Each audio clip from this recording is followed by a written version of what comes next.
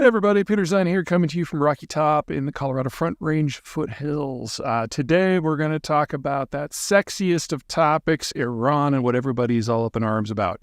The news that came out over the last several days is that a number of American prisoners in Iran, all of them unjustly detained, have been released from prison, are now under house arrest pending their transfer back to the United States.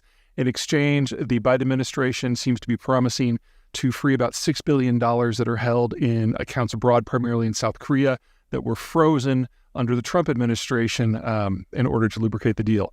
People who don't like Biden are saying, why would you give so much money to basically some people who are dumb enough to not drop their dime bag before traveling to Iran? Catchy argument. Now, all of you who think that Joe Biden is the second coming and he's going to just fix all this with a wave of his hands, you need to grow up a little bit too. This deal could fall up at any second. It's not done until it's all done. And this has all been done without a single face-to-face conversation between any American and Iranian diplomats. The Qatari, the Swiss, the Brits, the Omanis, and there might be somebody else in there, have all been playing middlemen. And American and Iranian diplomats have been within sight of each other, but not talking to each other directly. Hell, some of this is even through indirect text chains with these interlocutors in the middle of the text chain so that the Iranians and the Americans never have to talk about it directly. There's obviously congressional opposition within the Republican Party. There's obviously opposition within the more conservative elements of Iran. And remember that the equivalent of MAGA in the United States has existed in Iran for a very long time. And so this is not done until it's done, until the people are home, until the money is transferred, until the IAEA is in there, and on and on and on and on and on. But there is a lot more going on here. So first of all, let's start with the contours of the deal. And the key word is contours, because this is very much in motion. The Americans are fickle. The Iranians have long memories, and this could all still fall apart. But this is not simply about a bunch of minor drug offenders in a theocracy. This is about the broader relationship. So the deal, provisionally, requires the Iranians to stop transferring funds to a lot of their militias that are attacking Saudi Arabia in particular. That includes in Yemen, that includes in Syria, that includes forces that are attacking American forces and contractors in Syria and Iraq. Another part is they have to spin down some of their enriched uranium. So the Iranians have a couple hundred kilograms of highly enriched uranium, around 90%. Not quite enough to make a bomb, but getting pretty close. And they've had to spin that down to at least 60%, and they have provisionally done that for about a third to half of their stockpile already. They have to come back under IAEA inspections, and in exchange, the United States basically frees up their ability to sell crude abroad. So there's a lot more going on here. The people who are being freed from prison are something that is a personal priority for Biden, because one of these guys has been held since the Biden administration. And that's where we get into the personal connection with U.S. politics. Now, in the past, I've spoken a little bit about Secretary of State Anthony Blinken and National Security Advisor Jake Sullivan. Sullivan of the two is clearly the smarter one. Not that Blinken's an idiot or anything like that.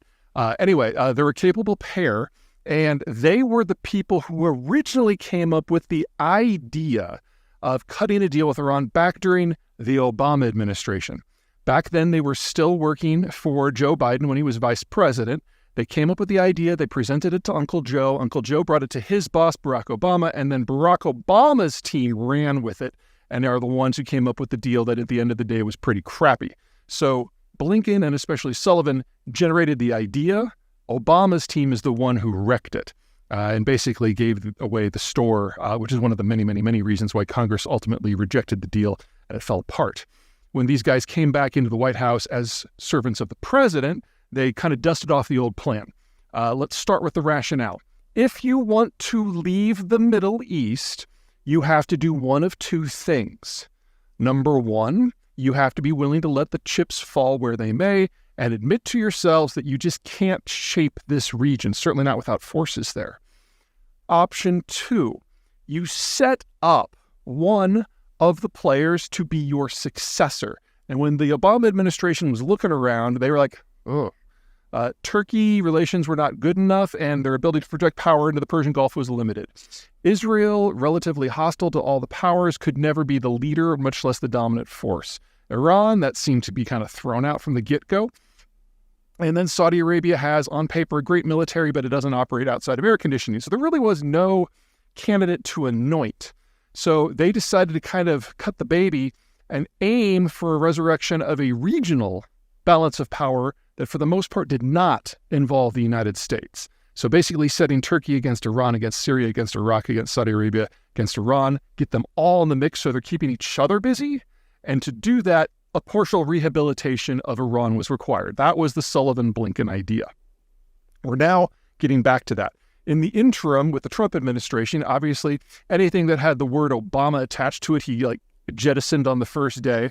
And he tried to have his cake and eat it too. So basically saying to everyone in the region, I want to dictate everything you do, but I want no forces and no money in the region. So obviously that didn't work. Anyway, Sullivan and Blinken are now giving it their best shot. And this provisional deal does quite a bit of what is necessary in order to restore that regional balance of power. For those of you who think that anything that rehabilitates Iran is awful, grow up.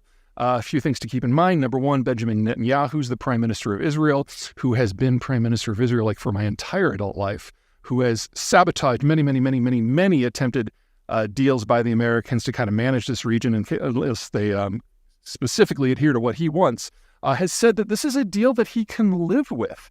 In addition, one of the biggest sticking points in the negotiations is that the Iranians want the IAEA, that's the International Atomic Energy Agency. They're the ones who monitor weapons of mass destruction and uranium and plutonium enrichment.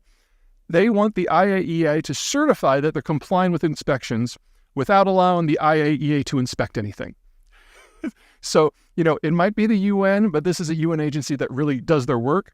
And the Blinken Sullivan team, at least provisionally again, has gotten the Iranians to allow inspections, and that's how we know that their highly enriched uranium isn't so highly enriched anymore. Third, one of the fun things with negotiations is whether or not you really want it or not, and what you're willing to give. And once the Ukraine invasion started, obviously American foreign policy got shifted very heavily to the former Soviet Union, as opposed to looking at the Middle East, not just out of an interest issue, but out of a national security issue. Something in the air today. Anywho, there was a happy explosion of circumstances that pushed this quasi-deal forward. As part of the sanctions on Iran, Russian Urals crude can only trade up to about a $60 price cap. And if you go above $60, then you can't use any financing, any tanker registered in any G7 or European state, nor can you access financing and especially insurance for your shipping. So you basically have to use a shadow fleet of decrepit tankers that the Russians and the Chinese have managed to kind of sneak into the system. It's a much higher expense, and it means you can only sell to certain countries. So Russian Urals crude is traditionally, and it varies day by day, week by week, month by month, selling about a $30 discount to equivalent crude grades. Well, one of those equivalent crude grades is the crude that Iran exports. And between sanctions from every American administration for the last 30 years, the Iranians have had a hard time getting the technology that's necessary to keep their oil flowing. And so their exports, instead of being the 4 million that they should be, has really never topped 2 million in the last few years and has more traditionally been closer to 1. Well, with all this Russian stuff being dumped on the market, especially on the Far Eastern market, that's the market Iran normally serves. So they have found themselves kind of caught in the Russian sanctions regime. And so they are broke.